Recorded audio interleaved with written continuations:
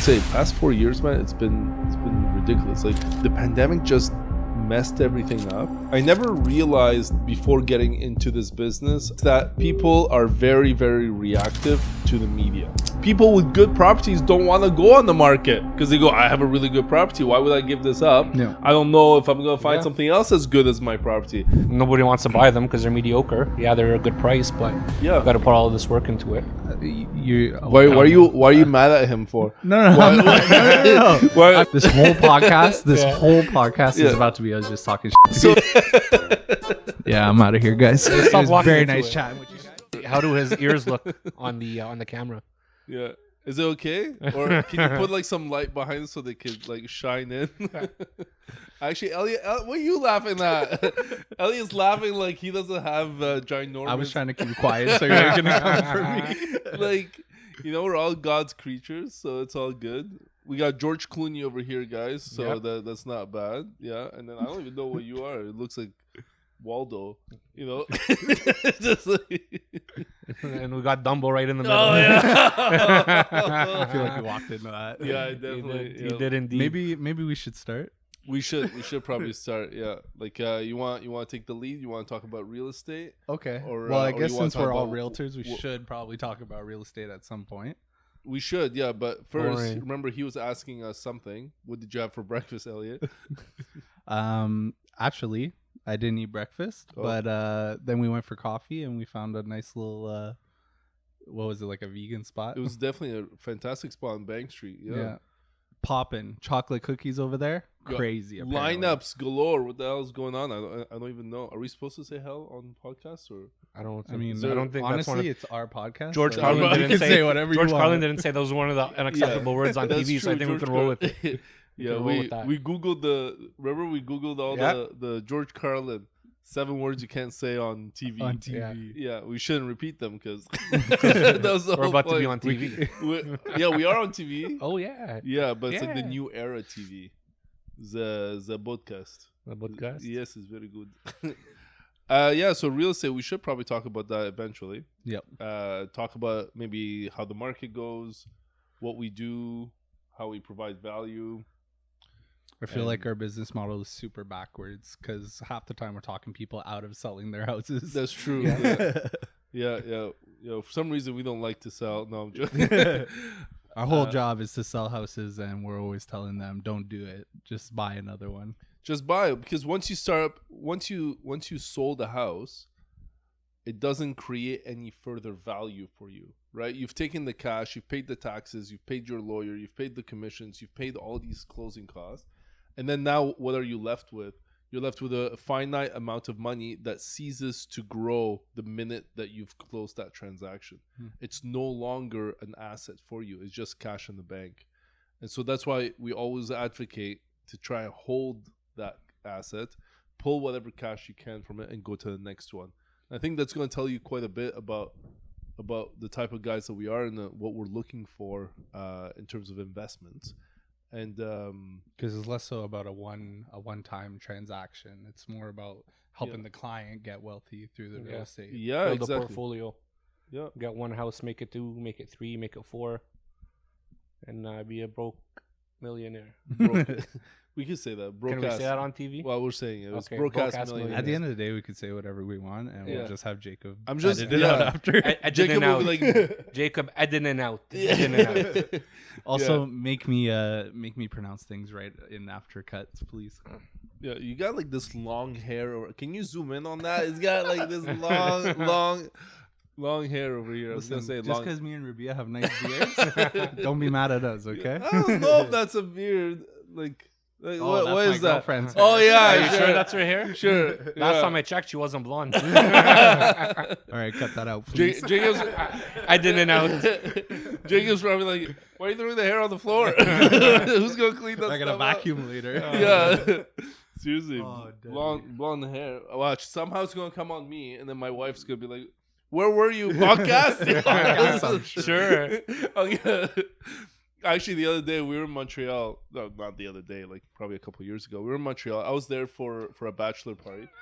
What? And then she takes the car with her sister, and then they had like another party to go to. So we were both in Montreal at the same time. I get back in the car. We're driving back to Ottawa. And she goes, whose hair elastic is this? I'm like, I don't know. And then like after 5 minutes of interrogation, she goes, oh yeah, it's mine. Yeah. So that happens all the time, man.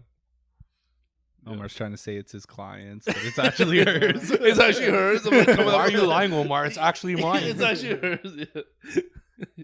There's like a huge backstory. Oh yeah, I was climbing this tree, and then there's this. Oh my trying God. to come up with excuses. He doesn't even need one. Yeah, exactly. So it's summertime, and I thought we would talk about an interesting expenditure, or I wouldn't call it an investment, but it is kind of. What, bringing me on the team?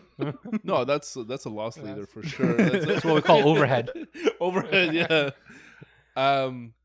Should you or should you not buy a pool? Like, should you install a pool? Oh my God! Should you not install a pool? And just for the record, obviously, I put in a pool. He just put in a pool. He loves pool. it. He loves bringing it up. But should you as a homeowner or a real estate investor? Because let's say it's one and the same, but sometimes very different. Should you have a pool? Should you go out of your way to invest in a pool?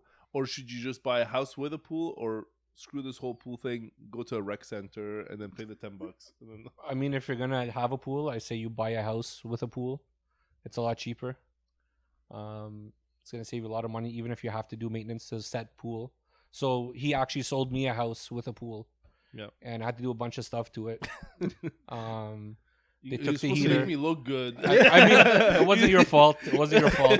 The fact that you got me this house at the price you got it to me for was actually phenomenal. Yeah. But at the time, too, is crazy. Oh, yeah. I feel like it's like pros and cons to both, right? 100%. Like it's going to be a big upfront cost to like obviously put in a pool. Yeah. But if you also buy a house that already has a pool that may have problems that are unforeseen, that could also get expensive. Yeah, so. you start to dig up. But it's also a lot cheaper to fix any of those problems, I think, than just putting it in the first place. You think it's cheaper overall to buy one? Yeah. Like I have to get a new heater.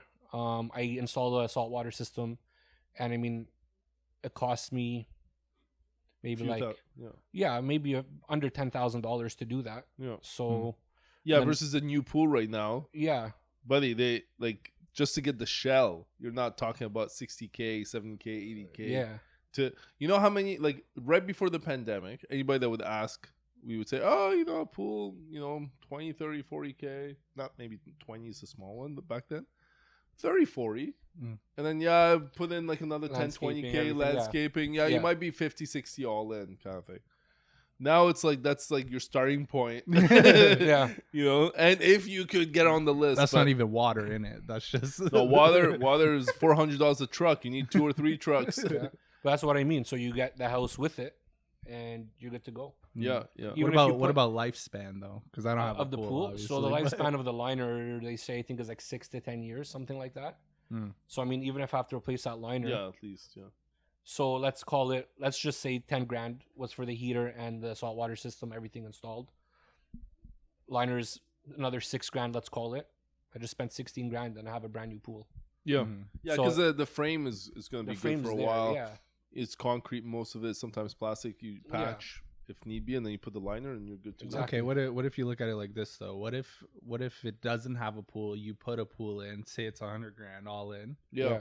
How much value does that actually add to the house, do you think? Not enough. In the pandemic, I would say no. In the pandemic, though, it gave you 100 Gs. I would say not all the years of the pandemic, but in it did add a lot of value. But if you have 100,000, and wouldn't that be a great 20% on investment property of $500,000? You rent it out, and then that 100K now just bought you 500,000, and then over the time you're gonna get. So what you're saying is you shouldn't have put a pool in your backyard. I've been putting off. Yeah, but see, like, because now we've bought several properties, so it's going.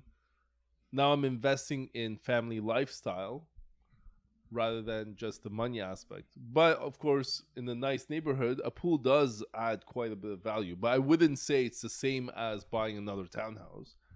But it's it would add value to your home, but not in all neighborhoods. I wouldn't say. I would say just befriend somebody who has a pool, That's and what then I've bring done them and done. something Yeah. every time you come to their house, and it'll still be a lot cheaper than Listen, installing I it got- and maintaining it. I've got 2 friends with pools. Why You're the hell laughing. do I need a pool? You're laughing. Yeah, You know what I mean? That's the only reason he joined this brokerage. Yeah, because everybody's got pools. He's like 3 of the guys on the team have pools. Why? Actually. Who else has a pool? Cena's got a pool. Oh you yeah, got a see, pool. yeah, I but got it's a not like pool. we're going to Cena's house. See, I'm never getting a pool. When was the man. last time we got invited there? Oh, When I had to pick up open house signs. By the way, this podcast is just to talk shit about Cena. Let's do it. Surprise! Imagine send him this clips. Yeah. He wasn't. Later on our podcast, Cena. We hate you. Yeah, but Maybe he can be a guest one day. Yeah, But he'll have to like pay us. To But come then it'd be on. like roast. It'd be like the roast of Cena, and then. Oh yeah, we have fun. We have fun here. Okay, what about the market right now? What's going on? Oof, It's a little quiet right now. it's quieter. I Yeah. feel like Yeah. personally I'm seeing some clients, like if they're doing both, they're okay because they're trading in the same market, right? But like on- buy. You mean buy doing and both, sell. buy like and if sell, they were yeah. trying to sell and I couldn't talk them out of selling, Yeah. they're doing it in the same market, so they'll be okay. Yeah, they're okay as long as they have enough equity to get into the second Yeah. property, right? Because some people, let's say they put 5% down, and then it's been a year or so. Well, they're largely at the same mortgage, right? So yeah. But I think a problem I'm seeing is like sellers, when they're selling their house, they want as much money as they can, Yeah. obviously. But then when they go buy, they're expecting to do the lowball thing. But if they get lowballed on their end, then they're not happy with that. You know? Yeah, So there's like almost an unrealistic expectation. Well, between- actually, Rabieh had a saying. Back when he was a sleazy car sales guy. Remember? I wasn't sleazy. I was greasy. There's a difference. that was just, greasy is just your hair, bro. Yeah, That's exactly. it. Exactly my point. But yeah, there was a saying where you want to get retail for your trade-in and pay wholesale for my car. Yeah, Same thing with the housing market right now. Everybody wants to get the most for their house. yeah. And then everybody wants to lowball like it was 6 months ago when everyone was scared of interest rates. Yeah, and obviously, like with our tactics, like we could stage, we could market, we could do all this stuff to like get you higher than usual. But in the same time, there's so much that you could do and so much you could push the market to react in that. But like obviously, if a client can hold on to their existing property and sell, sorry. Let me repeat that. If a client can hold on to their existing property and buy the other one, that's obviously the ideal situation. And then go low ball and do 10 low balls if you have to do 20. Doesn't matter, right? One client recently said, okay, but I do need to sell. So now the conversation is, okay, do you need to sell to get into that next property? The answer was no. I was like, all right. So why don't you get the new property?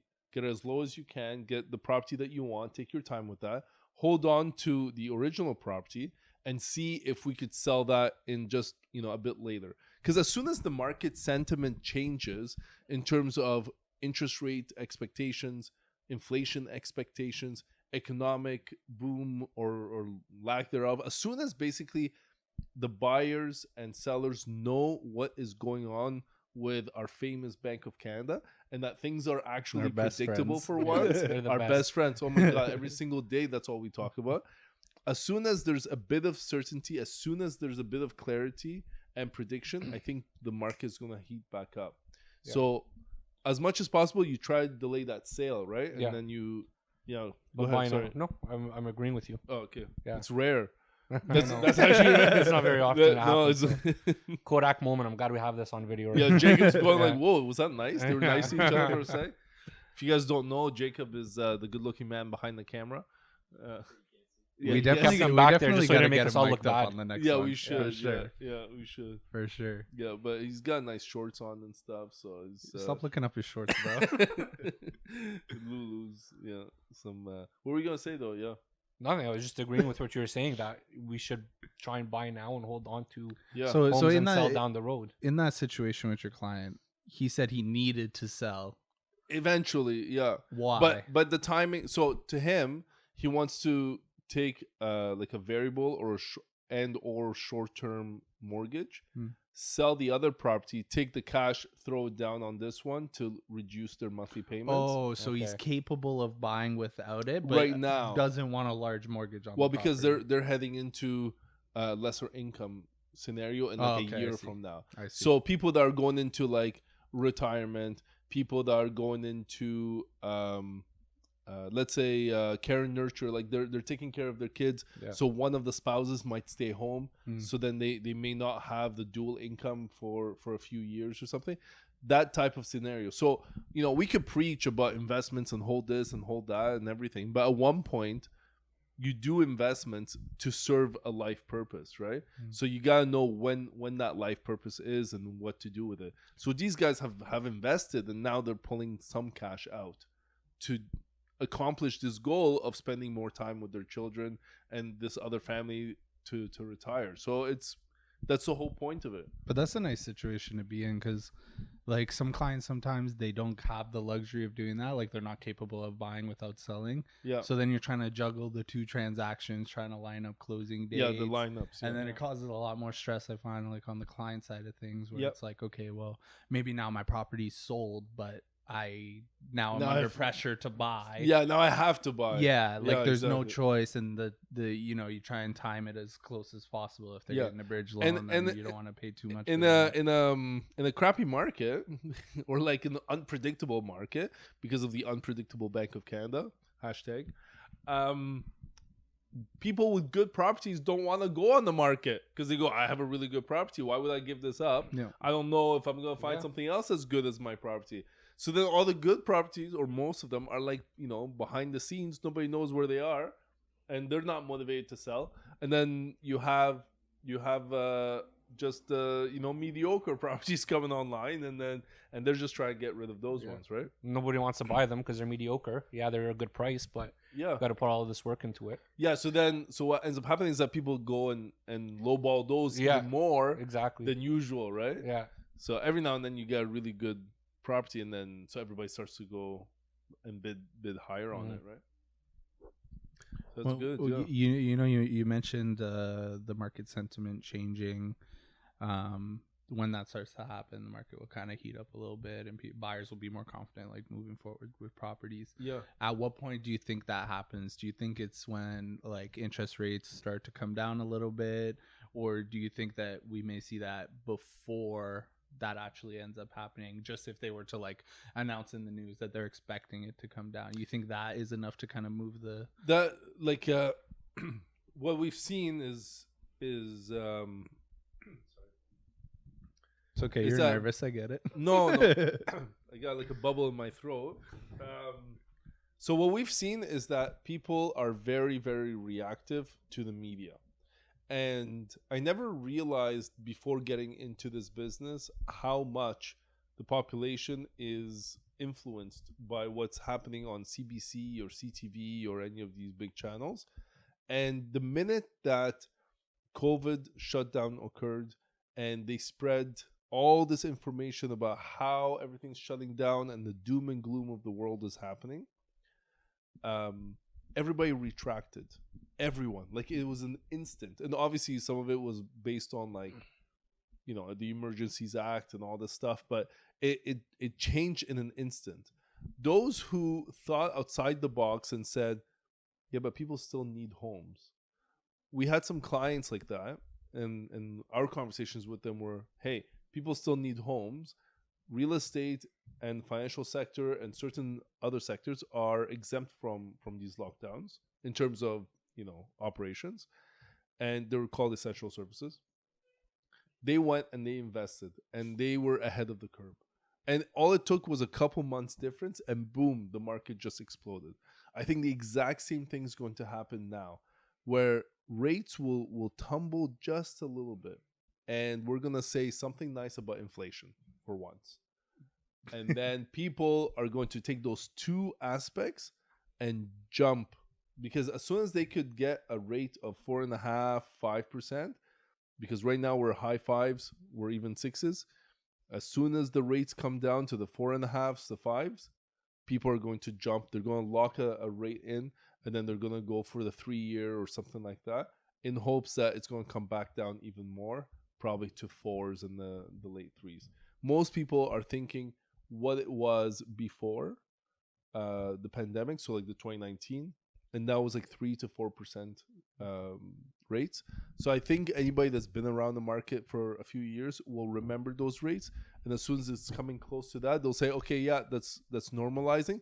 They're gonna jump in. So that's like probably your mature buyer. Your first time buyers, as soon as they see a bit of a decrease, and they're generally, you know, CMHC or Canada Guarantee, etc., like they're putting 5% down, 10% down. Those guys are going to jump in as soon as the insured rates are a bit lower, and so you're gonna have like the first time buyers coming in, and then that's gonna boom the market for sure.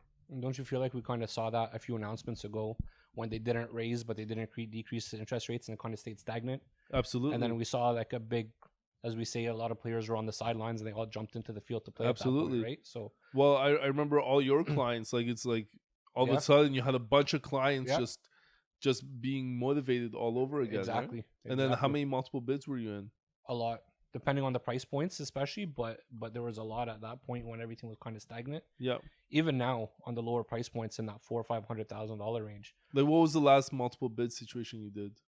Like how long ago? On Friday. Okay, so we're talking about how the market is slow, right? On one hand, over here with Elliott, and then Rabieh's says, no, I was in a multiple bid situation, right? So it depends. It's really like price point and neighborhood. How many offers though? Because I was in the why are you mad at him for? No. I'm curious. I'm curious because it's multiple offers, right? But like, it's how many offers is it? It depends. Is it 7? Is it... So for example, the one on Friday, it was 2. 2, yeah. But the house was out for a day. Like the house went back on the market for a day. So just rewind a bit. It was sold conditionally. The conditions were fulfilled. And then apparently the buyers lost their jobs and couldn't fulfill. They breached contract. It goes back on the market. That's a big deal, yeah. Yeah, I think I went back on the 27th. So I booked a view showing for like 11 o'clock or 10 o'clock on the 28th. And as soon as I booked it, I got a message, hey, we've already got an offer in hand. And we're looking at offers at noon tomorrow. Wow. So it was only two offers, me and one other person. But it was barely on the market. But it was literally on the market for less than a day. And was it like priced really well? Or was it just like a really nice property? Yeah, it was priced really well. It was good for the area. Again, it was a lower price point, and that's the specific client we're working on, like that $400,000 or $500,000 range. And I feel like that's where a lot of people's affordability is right now. Just because the interest rates where they're sitting, you know, you're looking at a much higher biweekly or monthly mortgage payment. So there's only so much people can afford unless they've got some skin in the game and they've got a big down payment they can put down. So yeah, I find all this so interesting because we say it's a low price point, but because we're looking at the whole at those brands, so we're looking at the whole price of everything, but that is the most popular price point right now. Like the majority of your market operates in 2 major segments: the 400 to 500, and then 600 to 700,000. So during the pandemic, last year pandemic, or sorry, I should say a year ago, properties above $1 million were like, you know, it was like a lot of properties were above $1 million, selling regularly. Yeah, and just like nonstop. Now, you know, you might have like 50, you know, total total sales above $1 million across the whole market. We were looking at that last week where we saw the shift of last year. A lot of volume was in there. And but I just feel like the way you hold your microphone, it's like you're about to like go into like a solo of like. You know, how would you like? To yeah, no, I don't know. Like normal people hold it like this. I think. It's like, I'm actually trying different variations of how I'm holding it. I'm doing like a 3 hand, doing like a pinky behind, just to kind of like balance it. I don't know. Yeah, I haven't gotten comfortable. He's like, how's it showing up on camera? It's looking good, right? So tell him to shut up. Yeah, whatever. Honestly, I completely forgot what the hell I was about to say. We were talking about the stats. The stats and how a year ago we saw a lot more homes being sold in higher price points. Oh yeah, but the volume has shifted to the lower price points. Yeah, correct. Like the actual like number of sales, literally, like it's as if the chart that we were looking at is like a bar graph, and all the bars in 1 year had moved over to Yeah. the left. It actually was a bar graph. Yeah. Yeah, because This whole podcast, Yeah. is about to be us just talking shit. To So, each Oh, so yeah, for sure. basically, A little bit of real estate in between. You know Yeah, what I mean? yeah. So wait, are Nothing we wrong not with that. talking shit about Cena, or are we still just mainly just against Elliott? Is actually done. I'm feeling yeah, very that's bullied exactly- right now. But you're right. So that's exactly what happened. Like now everything's shifted over, right? Think about it. If the average house shifted by $500 monthly, okay, $500. Now, when you go, oh, I'm buying a $500,000 home. What's $500? Well, $500 per month, like it's right out of your paycheck, right? Yeah. It's not like the grand scheme of things. It's the day to day. Can you survive? And that's exactly what the Bank of Canada is trying to do. So by raising your cost of living, you have less money towards the other things that you want to do with your life. So you have Jacob's probably like, boom, knowledge, damn, like he's got, but you have less money towards all the non-essentials is what they call it. So let's say you had, for the sake of argument, you have $1,500 paychecks every 2 weeks. Well, that $1,500 all of a sudden now, instead of breaking even and paying off your household costs with that $1,500, now it's costing you 2 G's. So that means you only got $1,000 left on the other one, and you're gonna take that $1,000 now, and you're gonna do far less than what you could have done with $1,500. And so by doing that, you're gonna maybe go out less to a restaurant. You're not gonna go and party as often. You're not gonna go and paint your house now. So it's gonna start to affect all these different types of industries: the bartenders, the barbers, the podcast guy. All these guys are just slowly going to receive a smaller fraction of your income. So that means less demand on their products. So they might start giving you better discounts. Hint, hint. So Are you just trying to swing a I'm discount? just trying to see, like, you know, or like a freebie or something. You go Loblaws. Charge him more. Charge him more. You go Loblaws, you go Metro. Now you might not be buying 10 organic tomatoes. You might be buying 3. And so they have leftovers. So then they might just sell it to you at a discount of only $40 per tomato, right? So it brings you the prices slowly going down, because now you're not spending as much money out of pocket. So there's less demand. No? Where were we going with this? Inflation and the price Yeah, of houses. Yeah. That's slowly coming down. But that it also kind of is counterproductive in a way, because if those businesses are running their businesses on loans, the interest rate also affects them, because now their overhead's higher. Yeah. So they have to actually charge more for the goods. And it's a terrible cycle effect, actually, because now also wages are going up because Yeah. inflation's been up, right? And rent is up and mortgages are up. So and all in all, So we're the fucked. cost of goods. Well, that's the whole thing. It's counterproductive, right? Your cost of goods are Yeah. going up, yeah, but your mortgage and your rent are factored into your cost of goods, are they not? the the CPI. Yeah, Yeah. you're right. Yeah, So if mortgage rates are going up and rent is going up, your cost of goods is naturally going up. So your inflation is just going to keep going up. yep. At what point do we just say, hey, like, let's take these out of the equation? And then to add to all this, Yeah. right? So we were doing good. We're like coming down on the Yeah. prices, right? And then guess what? Introduction of a new tax, Yeah. carbon tax. So that's, Number and guess 2. what? Yeah, well, you think that doesn't affect every single thing that you do? Of the, course. the lights are on, right? Yeah. Yeah. That there's everything. The carbon tax affects everything because it's all based on fuels. It's all based on green. And so all of a sudden now everything's just going to cost you a bit more. And if that costs you more, that's called inflation. Yeah. Right? So it's just like there's one of the political parties that keeps saying stuff about the other political party. Okay, really? Yeah. Oh my gosh. And essentially That's not right. no, can you believe it? They're not nice. They're not nice to each other. Kind of like this. It's just We should just start our own party at we this should. point. Wait, what kind of party? Pool party? Because I got a pool now. Oh, here we go again. Yeah, I think it's like a domino effect. It's a cyclone. It's whatever. Like it's a cycle, I guess. Backwards is what it is. But look, What do I know? well, you're living it, right? Yeah. You're seeing, folks that you know, like your friends, your family, Amos, everybody. Everybody's like struggling, right? So you're seeing it in different fractions of the market. what I think they should be doing is things like targeted policies, right? So government has two methods of curbing demand, let's say, or increasing supply. But what they're doing is they're just focusing on the demand side rather than increasing the supply of things. Our population has grown by over 1 million in the past year or so. And yet we're talking like, oh, we're spending more money. Well, hell yeah, we're spending more money because 1 million more people, man. Yeah. They all gotta eat. They all gotta live somewhere. They all, you know what I mean? Like and then they start to work, and then our jobs are not going down. Yes, because we also have 1 million more people. So guess what? If you didn't have jobs for these 1 million people, why would you bring 1 million people? Just like why would you? If you don't have homes for these 1 million people. And if you don't have homes. But instead of saying, hey, let's come up with good strategies to allow for people to build more homes, they're saying, no, let's make homes cheaper.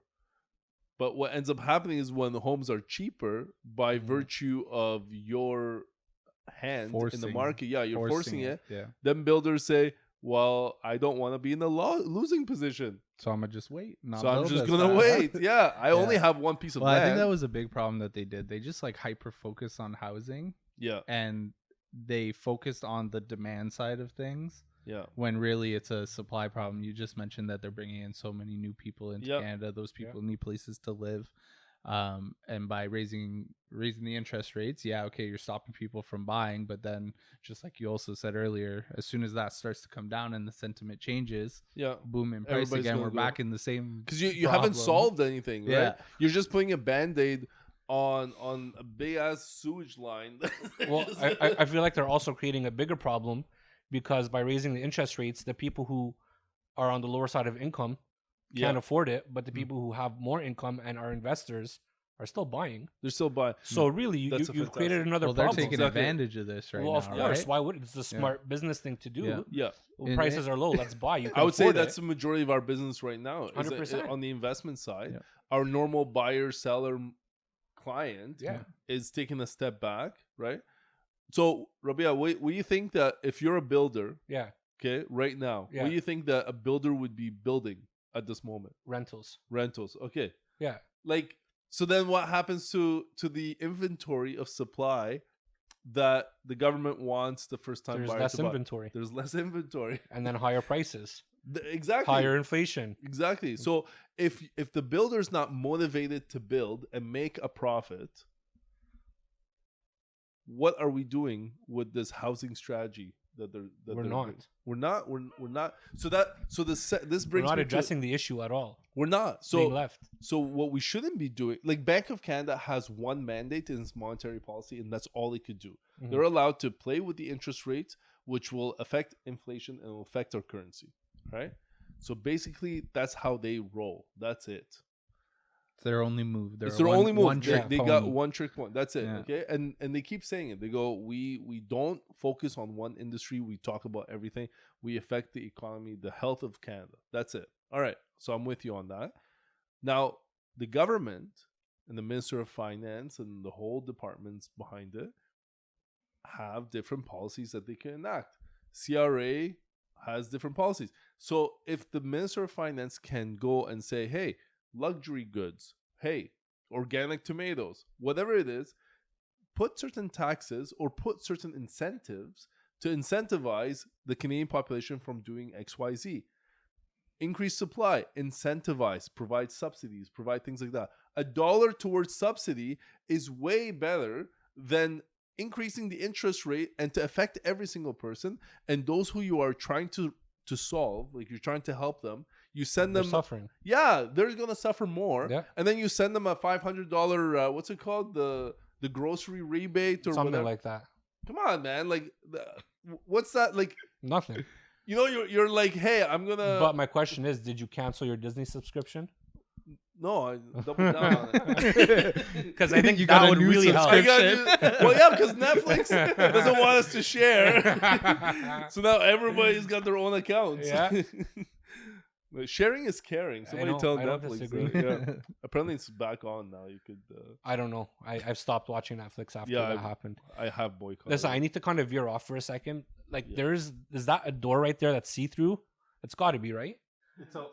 It's a window. Then I saw a guy walking down. Yeah, there's a staircase. That's the way we came up. Is that where we came up? Okay, so it's so it's a window. This I will can be the see. best part of the video. Yeah, clip it. There's a Well, no, because I've been looking. I'm like, there's the stairs, but like, there's a thing to like almost open it up. Right? No. I see what you're So like, if I open that up, I'm gonna fall right down the stairs. no. It doesn't open, bro. It's not. a Then health why is there and a handle to open it? Where's the handle? On the left hand side, you don't see that little groove that's almost like a handle to open it? I think they use like an old. That's like an old like It's like, why is that there? from the window to the wall. wall. Okay, back at it, guys. I just had to. I've been looking at it this whole time. Just had to make a comment. No, it's yeah. So that's the piss off is that we're trying to resolve one issue by hurting other people, and it's not a streamlined approach to it, and yet after all this, I still don't see any government policies coming in to help any of this. And they say, oh, we removed some red tape and all. Okay, but show me data. Show me anything that shows that what you're doing is actually going to help. What is the best cases across other G7s that have done things to increase population and housing in the same time? Why don't we have modular homes that are more popular? Why is it that the government is incentivizing manufacturing? Why is it like, yeah, we're focused on trying to reduce the number of employment. Do you know what I mean? Like it's like counterproductive, and we're thinking in such a short term. I want inflation to be XYZ. I want it to be 2%. Yeah, but they said that, and then inflation came in at a number that was made basically equal to what they were looking Well, for. yeah, in the range. Yeah. And then Yeah. when you actually look at that number, 1% of that is mortgage mortgage rates.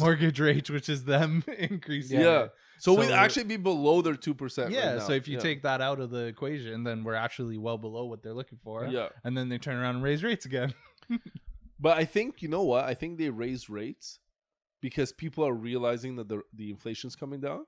I think they raise rates so to tell you, hey, stay on your toes, don't go spending like crazy, because they needed a couple more times to be down, and then they'll. So you think if like I think it's a psychological. You think if 3 times inflation comes in at a number that they're looking for, well, they'll actually start to either stop touching it. Well, I don't want to say 3. You're putting me on camera here, but yeah, it would be something I'm like trying that. to put you in a corner, man. Yeah, nobody Well, puts baby in the corner though. Comes back to what we said, right? Is the second things get stagnant or start to drop, then people are going to jump back into the game and prices are going to soar. But that's exactly. So they're trying to avoid that. They're trying to avoid that Exactly, right? Yeah. So, that, like you said, keep people on their toes, keep them scared to spend their money and invest it. Okay, so at what point does it change then? Because we saw them raise interest rates very, very quickly last year, right? Yeah. Yeah. Like time after time after time, prices came down, almost 20% overall on average? Yeah, right away. Right? Yeah.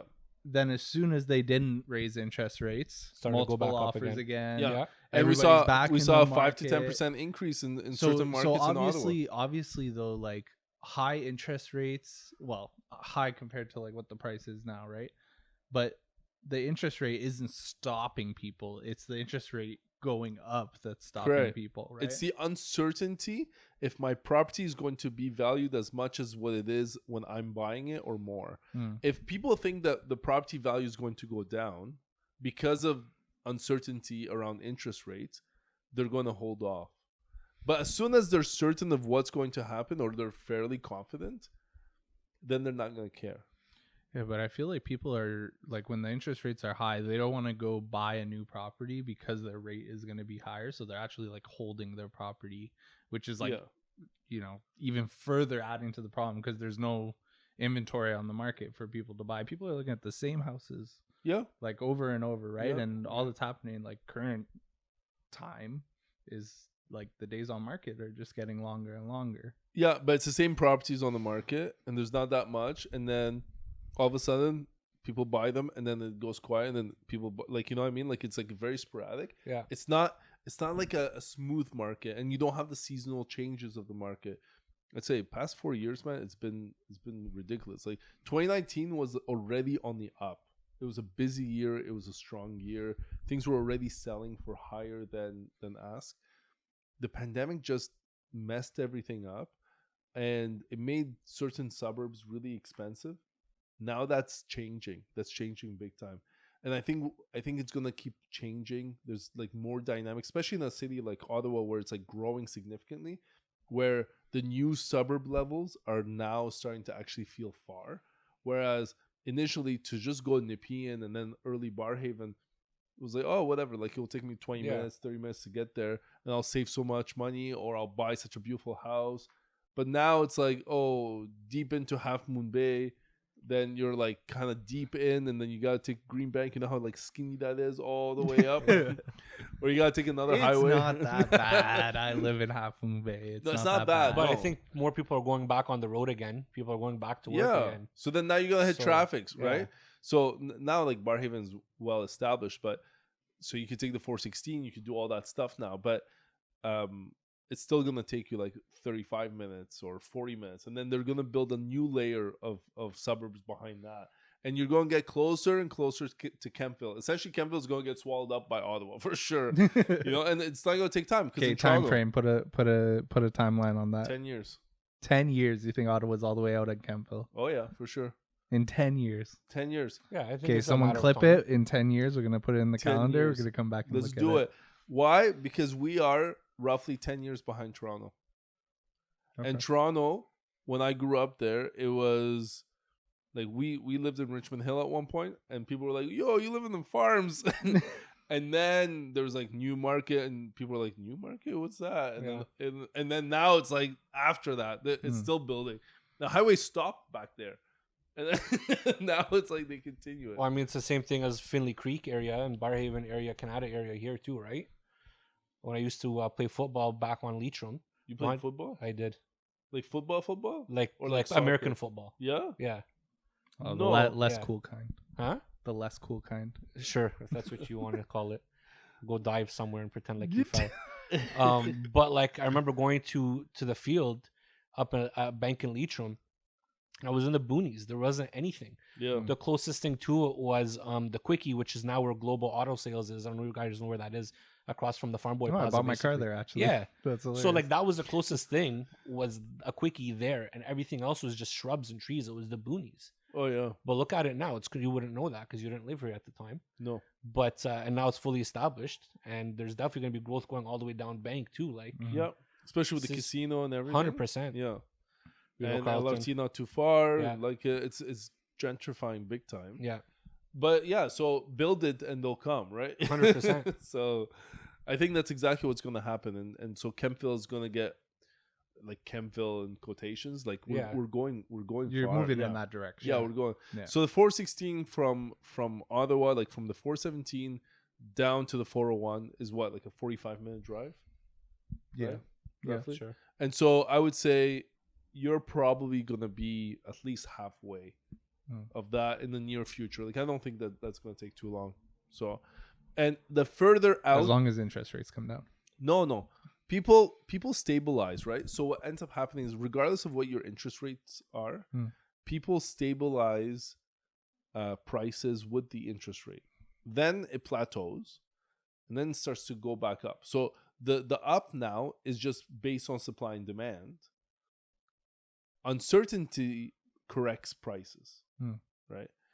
So uncertainty around, like, so first it was going up with the interest rates being very low. So it's just going up based on that.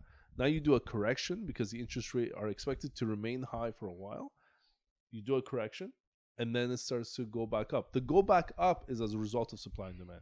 So it's not because people are like looking at certain monthly payments or whatnot. They've already factored that into the initial correction, and you said it's 20%. And so that initial, in most markets, I should say, that initial correction. After that, it starts to go up bit by bit again. What are you gonna say? I don't remember. So all the stats, they're like year over year, and I was just looking at it yesterday, and we've actually crossed where we're actually like positive right now. So tell me a bit about that. Okay, over last year. I don't have an exact no, number. but give us like a bit more detail, because I think I know what you're talking about, but maybe so for our viewership. Was it a bar Okay. graph? what? Was it a bar graph that you were looking No, at? no, no. It was actually a line graph. A line, yeah. And it had different colors. That's it. Yeah, that's Elliott it. Wow. loves I colors. loved it. Wow. I was so in tune. I'm colorblind, so I was like, "What's the red one?" He's like, Actually, "There's no red." actually colorblind. I'm though. actually, yeah. Well, okay, so the peak of the market, absolute top, was March 2022, and then we're Yep. 2023, yeah, Yeah, okay. So March 2022, and that's when they like started raising interest rates after that, and then like we said, 20%. So the price started to drop slowly over the remaining part of the year. I would say that the most steep drop in price was like over the summer, and then fall in third and fourth quarter kind of started to level out a little bit, Yeah. but still dropping. Yeah. Then in the spring, like we said, multiple offers came back. We've seen over asking. The prices from January to say end of April actually went up. Yeah. Now we're at a point where even though the market's like kind of quiet, the prices aren't necessarily falling. The prices are kind of moving They're sideways, yeah, right? Yeah. Yeah. So I don't have two hands because I'm holding my mic, but Well, if you held it like this, you know what I mean.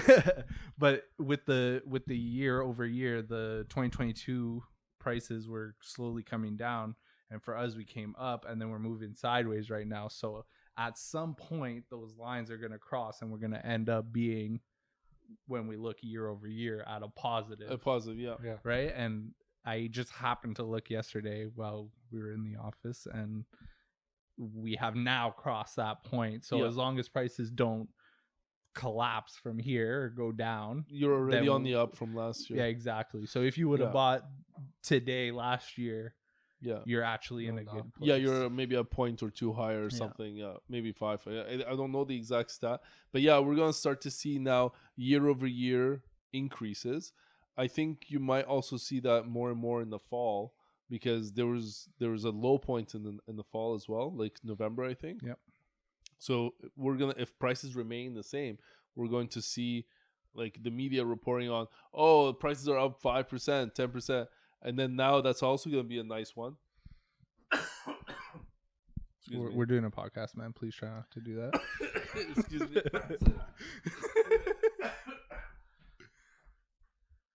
Did you get how short his pants are on camera?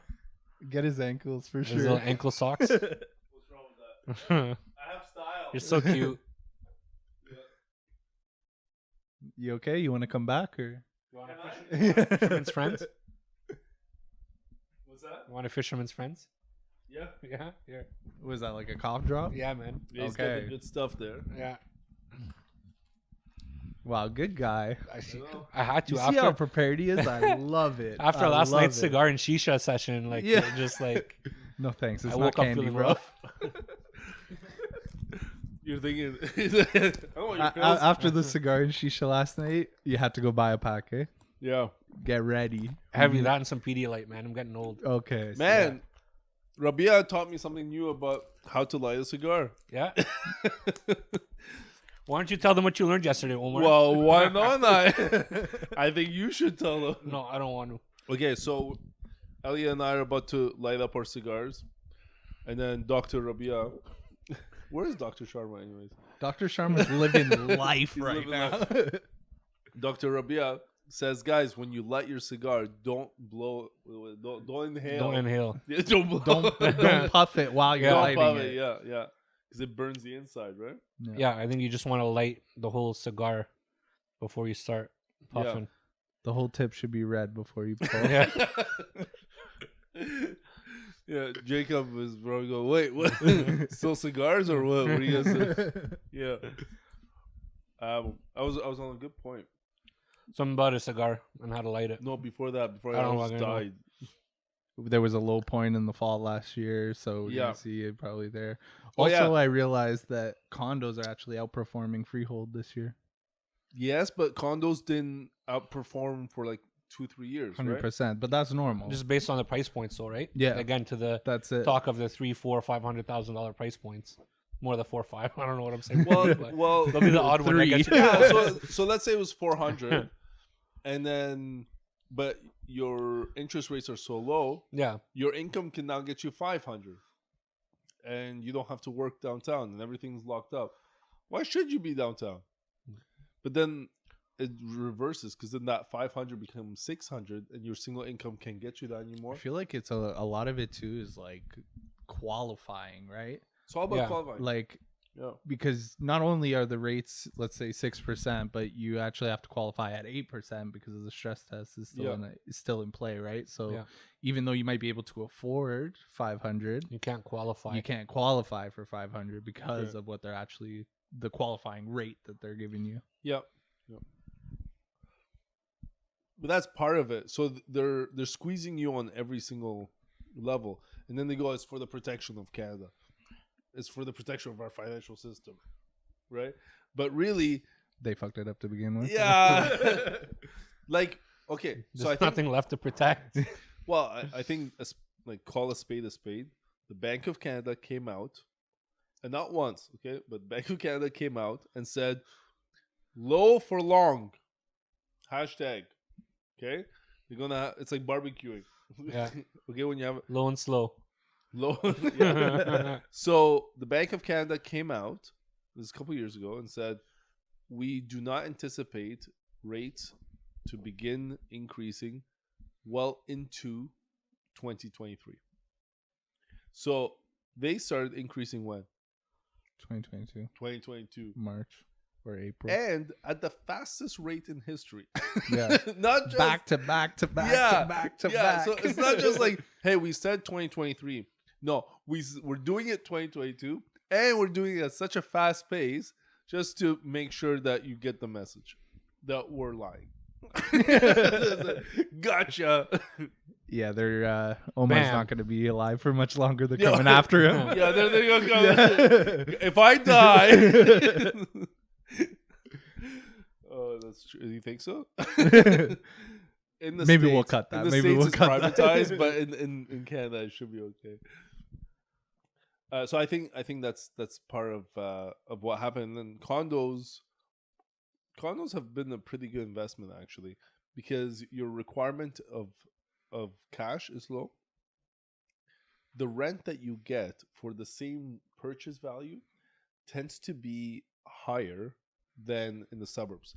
So think about a 500K condo downtown and a 500K townhouse. Yeah. Okay. Yeah. A 500K condo downtown will probably be a 1+ den with parking, maybe a 2-bedroom. Mm. A 500K townhouse would be a 3-story townhouse. Mm. Yep. Okay, in the suburbs, or you could get the older 1980s, 1990s 2-story with a garage. Mhm. Okay, they're a bit smaller, no ensuite. The 500K townhouse will probably rent 2,000 to 2,200.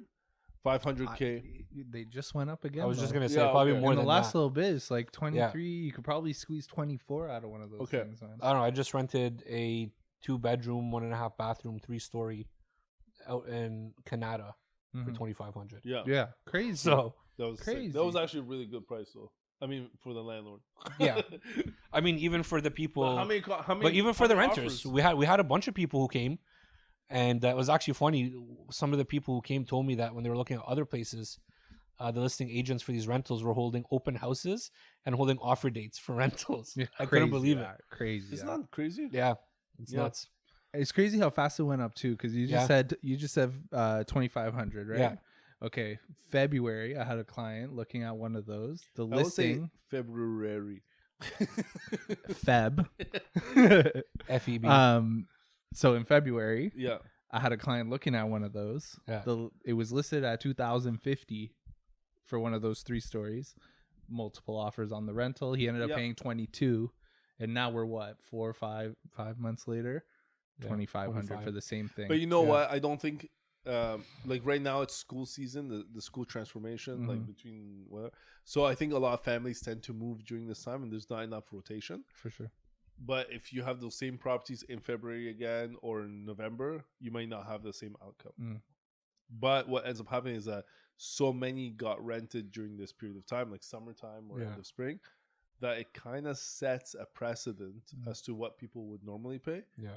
and so that's what landlords tend to ask for after the fact. So it'll create like a small dip, but it'll be much larger than what it was. So if it was 22 to begin with, it's 25 now. We land at 23.50. Exactly. Well, it is pretty cyclical. That happened with one of my rentals. Yeah. When my tenants were leaving, got excited. I'm like, great, like I'll rent it out for an extra like $200-$300 because like everything was, everything was up. So I'm like, all right, I list it, nothing, crickets. Ended up renting it for the same amount as what I had initially rented it out for, and now I'm looking in my area, and one on my street just rented out for about $400 more a month. Wow. So it just goes to show you how cyclical. Because it was up, I got excited, I ended up catching it on a decline, didn't get what I thought I could get. Yeah. And now it's way more than what I was even trying to get at that time too. So it's maybe you should have hired a different real estate agent. maybe I should have. Maybe I should have. I've been saying since that you're getting for years. 25 for those 3 stories. My client closes on one this week, so if you can get 25 for me, that would be great. Yeah. He'd be very happy with you. No problem. I'll do my best. Okay, so but my point on the condos is I'll give you a better example. $400K condo, it's a 1-bedroom downtown with parking. You could probably get $2,000 or $2,200 right now, and like I know the ups and whatever.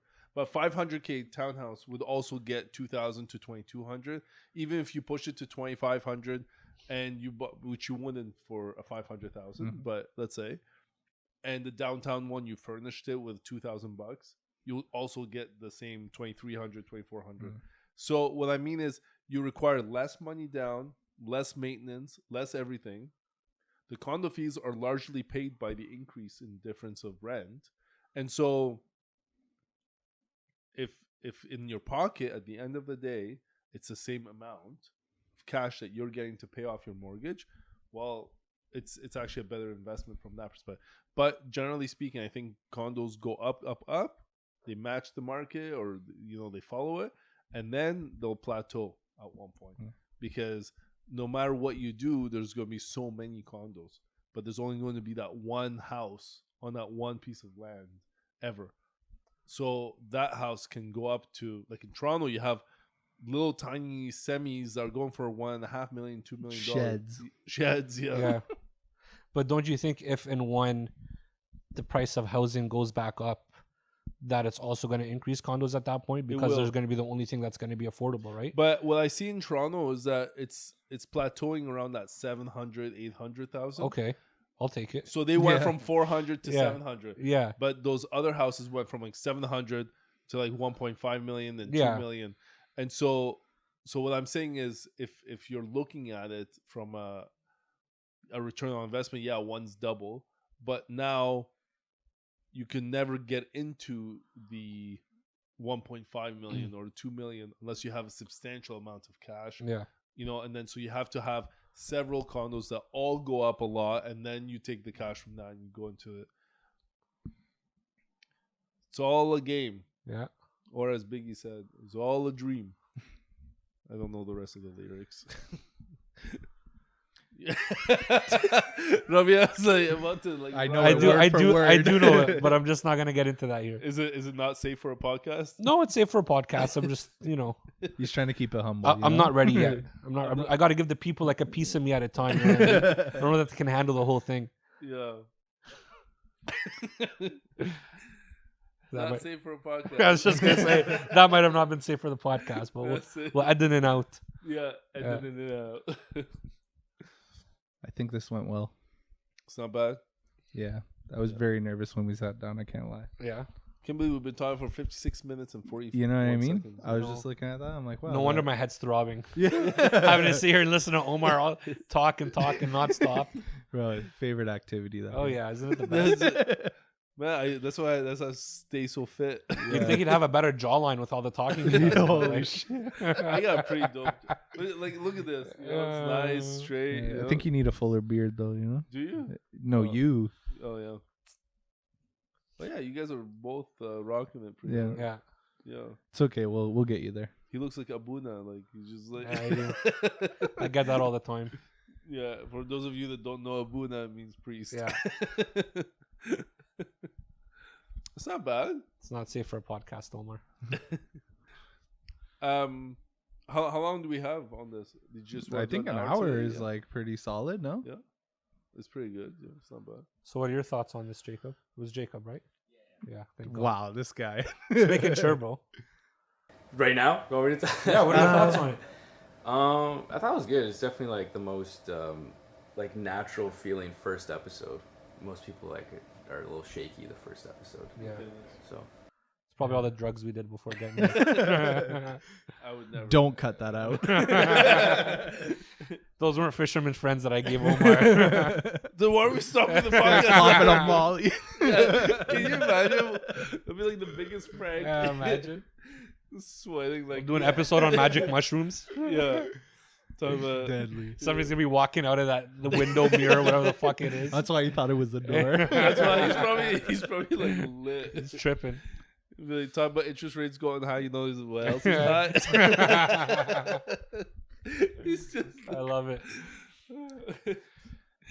No, it's good. It's good. I Cool, think we covered a lot of stuff. We dropped some knowledge for Jacob, so that's Yeah. good. Yeah, I think he's learned. Quite a Jacob, bit. do you have any investment properties? no. Why not? He will by the end of this week. I think so. Rent the space out more, and then we'll get investment property. Yeah, we'll help you out. Not with renting the space out, but with getting an investment property. No, we'll help you with both. Yeah, yeah. Speak for yourself. I'm hungry. Yeah, Are so you? am I. Starving. I can't lie. I think Rabieh is covering it today. Oh, am I? So Oh, he's sweet. buying his lunch. every day, bro. Well, Okay, sure, why not? steakhouse or what? Well, I'm down. Is that Yeah. to the Rose Bowl or what? Are they open? Rose Bowl. Yeah. That's the one on Carly.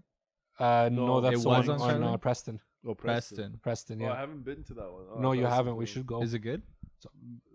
By far my favorite steakhouse in the city. Oh yeah. Plug in for the Rose Bowl. I have a showing at 3:30. So Well, we won't have enough with- time. Yeah, Sorry, it's Omar. probably what. You won't join us. Me No, and it's probably Elliott will like go. 1-ish or 1:30. It's 1:30. We got time. Yeah. Elliott and holding the mic, like it's just never I a know. normal. Yeah. Don't even worry about how I'm we doing could it. have Man. Worry about clips yourself, of him bro. holding the mic. Worry about yourself. I'm telling you. He's like, worry about yourself. Don't watch me watch TV. What the? Okay, so side note, right? My client placed an offer yesterday. Low ball. Low ball, disrespectful offer, you might say. Nice. The guy says, talked to him this morning. He goes, The agent? yeah, the other agent. He goes, my guys, they're old school. They don't do e-signature. They do paper signing. Yeah. So I'm not going to be able to see them till tomorrow being Wednesday. Oh, wow. I'm like, oh, like, okay, I guess. I'm like, that must be a pain in the ass, but okay. Wait, is your offer valid till tomorrow? No. But if he's going to counter, he strikes out the irrevocable. then, It's a new offer, okay. right? Yeah. Okay. Come on, man. No, I'm asking. Was this your first rodeo, Omar? I'm asking if. Anyway, so he made it very clear that we weren't getting a counter until tomorrow. Okay. And then as we were recording this, he texts me. He goes, "Did you get the offer?" Like, why would you tell me tomorrow if we're gonna get it today? Oh, wow. That's good. Okay. Omar's not I used to bet getting you- counter I- offers. Yeah. He usually overpays right off the bat Yeah, to secure okay. the property. Tells his client, yeah. They're Yeah. asking $1 million, pay 1.5. Don't Exactly. worry about Just it. for It's, fun. it's a crazy market right now, guys. You have to. It's Right no now. conditions. You No gotta go. conditions. Yeah, you gotta go. Offer them right your there. firstborn. Yeah. Yeah, honestly, sometimes you want to. Yeah. Just take mine. This is okay. Fair trade. Well, good. Let's see the counter. Yeah. We're gonna Yeah. See, Well, we're gonna see, but it's not gonna work. I know. We're gonna have to go counter them again, and then he's gonna tell me, "Okay, we'll give you another counter in a couple days," and we're gonna be like, "No, but no, but it's a I'm good using it sign now." that he did it, and Yeah, within. to be honest though, like they're like up here. and Yeah, my yeah, client's like down here, and we need to meet somewhere in the middle. I feel like they have unrealistic I expectations. think so too. Yeah. And I think that think my everyone client does. probably does a little bit as Yeah. well. Yeah. And the rates have gone up, and they're even higher on rental properties. Yeah. That makes it even more difficult. Yeah, and there's renos, so carrying costs, all that. So Yeah, probably asbestos, aluminum as well. Yeah, all that yeah, stuff yeah. too, right? So basically just it's a good gut. yeah. Yeah. But if it all comes through, Yeah, then you He's can making cash money. flow. Yeah, exactly. Making money. Good. Well, let's see where this takes us. Next week, I'll let you know how it goes.